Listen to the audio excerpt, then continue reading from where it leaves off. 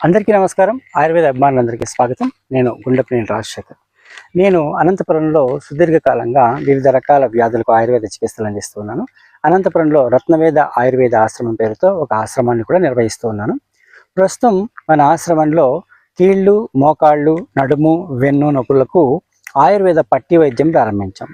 ఈ పట్టి వైద్యానికి రుసుము నిబంధన ఏమీ లేదు. అంటే దాదాపు ఉచితంగానే మేము ప్రారంభించాం. కానీ కొంతమంది ఇచ్చిన వాళ్ళు ఏదైనా ఇస్తే కనుక దాన్ని తీసుకొని తరువాత ఆ మెడిసిన్ తయారు చేసి ఈ విధంగా నిరంతర ప్రక్రియ కొనసాగించేందుకోసం ఎంతో కొంత తీసుకోవడం జరుగుతుంది.